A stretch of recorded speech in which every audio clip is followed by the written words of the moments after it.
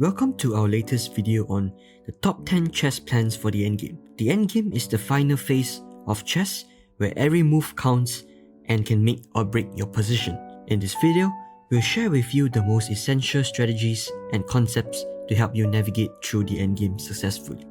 So let's get started. And plan number 1 is simplification. Simplification is a powerful strategy in the endgame, particularly when you have a material advantage. It could be you have a pawn advantage or a piece advantage or 2 pawns. Simplification allows you to trade pieces, which reduces the complexity of the position and makes it easier to convert your advantage. So, for example, in this position, white is a pawn up and he has the option whether or not to trade bishops and rooks by capturing and trading them off. And in this position, yes, the easiest way for white to win in this position is to simplify, trade off his pieces, and go to the king and pawn endgame where he will be 1 pawn up. So rook captures, bishop takes, king takes. And now we have this king and pawn endgame where white is 1 pawn up. But how do we continue from here? And this brings us to plan number 2, which is king centralization. As the pieces are traded off the board, the king's role shifts from a vulnerable monarch to an active attacker.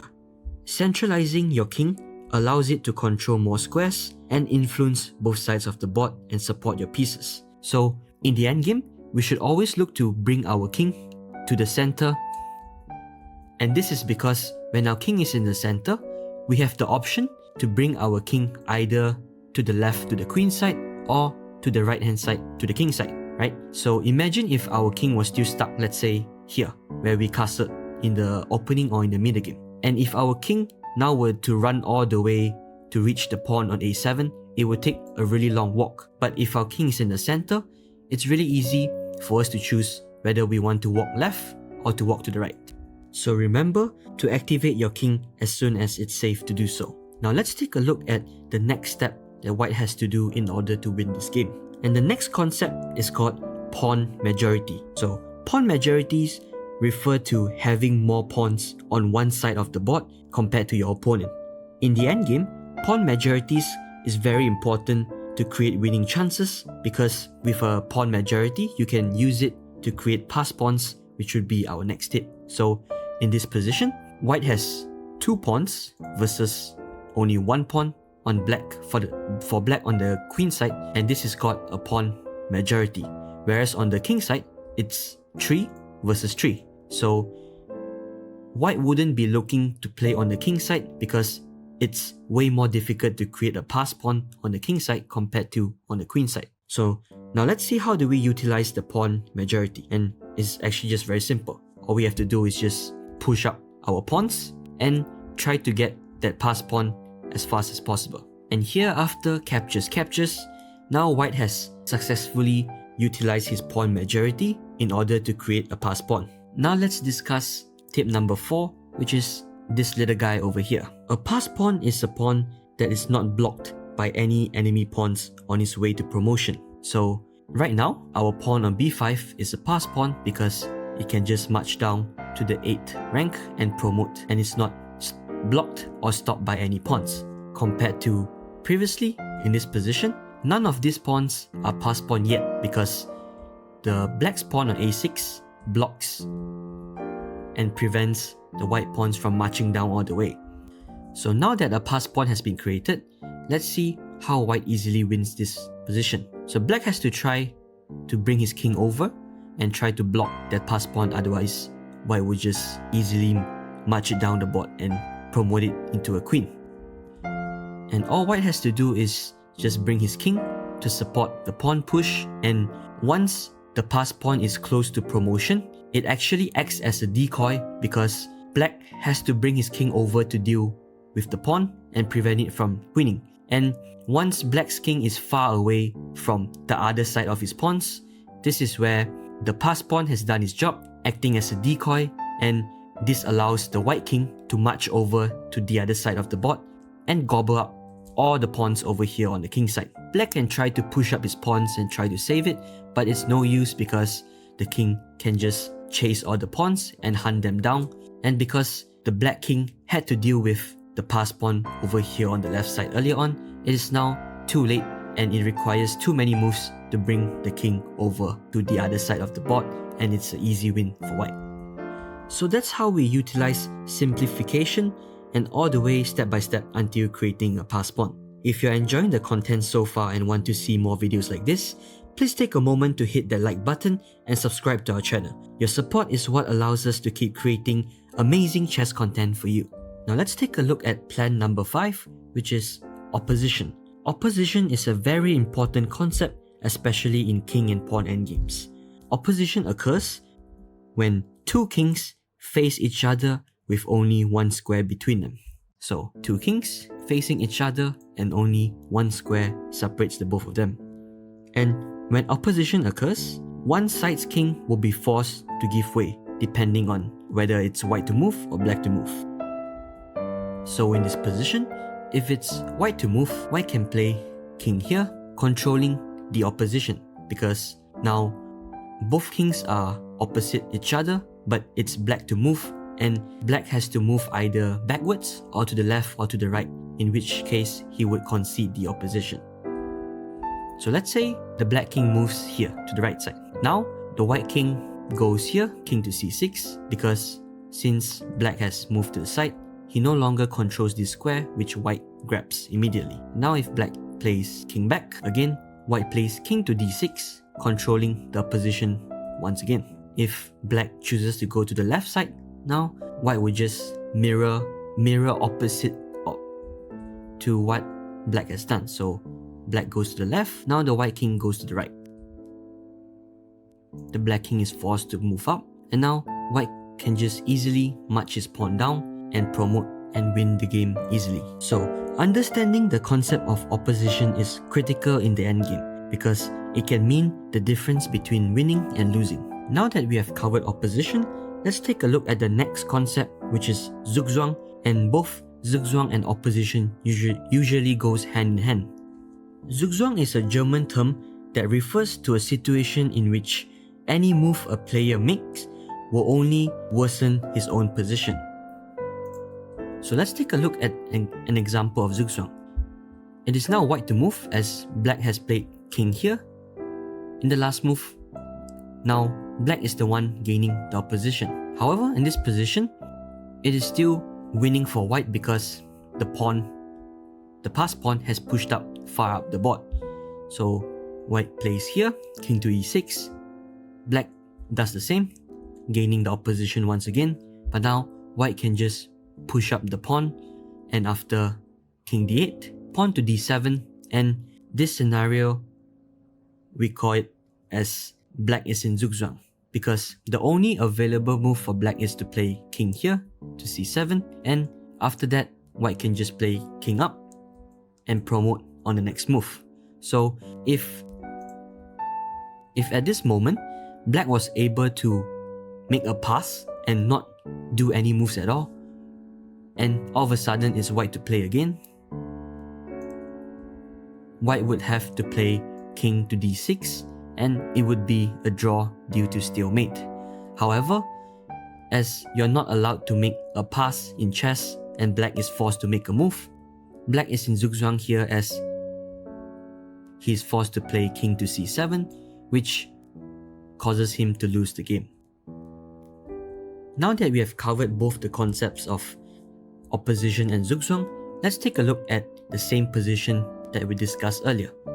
But now in this position, it's black to move. Earlier on, it was white to move, and we saw that king to e5 was the move to gain opposition, in which white will win later on. However, now it's black to move instead, and black can play a move king to e7, gaining the opposition. And in this position, as you guys can see from the evaluation bar, it's completely drawn because white can no longer make any progress. If white moves the king here, black will just follow, opposition. White goes here, black will just follow, again opposition. And if white pushes up the pawn, black just slides the king to the side, white pushes up the pawn again. And now the key move for black to avoid both opposition and Zugzwang is to play king to d8, which is the only move that draws for black, because if black would have to play king to c8, which is a terrible blunder, now white plays king to c6, gaining the opposition. Black is forced to play here, pawn up, and as we discussed earlier, similar position, black is now in Zugzwang. Which is why black had to play the only move, which is king here to d8, to survive in this position, because now after white plays king up, black gains the position by playing king to c8, and white can no longer make any progress because, let's say, pawn push, king to the side, and now because it's white to play, he has to play king here, otherwise any other king moves, loses the pawn, but king here, it's stalemate and the game is drawn. We have discussed a lot of king and pawn endgames, so now let's move on to the other endgames involving more pieces. And the next plan is about opposite colored bishop endgames. Opposite colored bishops are known for their drawish tendencies because when both bishops are standing on an opposite color, they are unable to challenge each other as they control individual squares. So the white's bishop covers all the light squares, whereas the black bishop, in this case, covers the black squares. So there's no possible way for these two bishops to go head to head with each other or to try and capture each other. And in this position, even though black is so close to one move away to gaining a queen, black is unable to do so, and this position is a dead draw because the queening square is covered both by the bishop and the king, and black has no way of using the black bishop to help in the promotion of the pawn, because all white has to do in this position is to move his bishop here and then move his bishop back. So just keep doing this. Bishop here, bishop here. So for example, something like this. And black is unable to make any progress. Of course, black can try to chase this bishop, but there's no use because he can just stay here as well. And as long as white's bishop is on this diagonal and covers the queening square, this position is a draw. So the next time when you are in an endgame and let's say you are one pawn down, you should try to look for simplifications that will allow you to achieve this opposite colored bishop endgame, because your drawing chances would increase significantly. And vice versa, if you're one pawn up heading into the endgame, you would try your best to avoid opposite colored bishops because that will just increase your opponent's chances of achieving a draw. Now let's take a look at a scenario where it's bishop versus knight. In general, bishops tend to be stronger than knights in the endgame when the position is open and or when there are pawns on both sides of the board, because bishops have long range capabilities and they can control more squares at a point in time. However, knights can still be effective in close positions or when they have stable outposts. So for example, if we get a position where it's bishop versus knight and there are obviously some pawns on both sides of the board, the bishop is always stronger than the knight, because as you guys can see, the bishop actually controls all the squares that the knight is able to jump to. So the knight will not be able to jump here, wouldn't able to jump here, here, and here. So the bishop kind of traps the knight, and the knight is unable to do anything against this powerful bishop. Next, we need to talk about plan number 9, which is always put your rooks behind passed pawns. So a fundamental principle in the endgame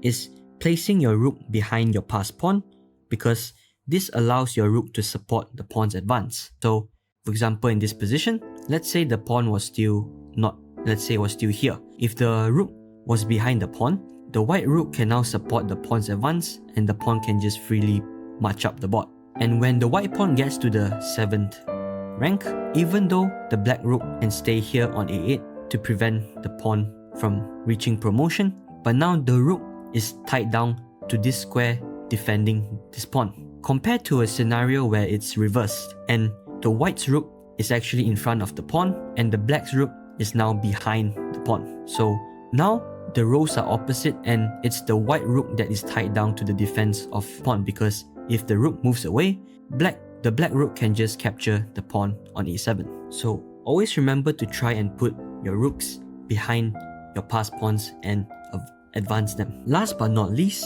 we need to discuss about Perpetual check. Perpetual check is a defensive resource in the endgame that can be used to force a draw in a losing position by repeatedly checking the opponent's king. Let's take a look at an example in this game. Black is threatening to promote on next move to get his second queen, and there's no way for white to defend the A1 square and stop black from promotion. However, white can give a series of checks and repeated checks which forces the game into a draw. So here, white can play queen to f7 check, king has to go back, and both players can just repeat moves like this. And after 3 times, it would be considered a draw. So always remember to watch out for perpetual check opportunities when you're winning as well, because your opponent might be able to escape with a draw. And that concludes our video on the top 10 chess plans for the endgame. We've covered some powerful strategies and concepts to help you convert your advantage and secure victory in the endgame. If you found this video helpful, please give it a like and subscribe to our channel for more chess content. In the comments below, let us know which plan you found most useful and which one is your favorite. Thanks for watching, and we see you in the next video.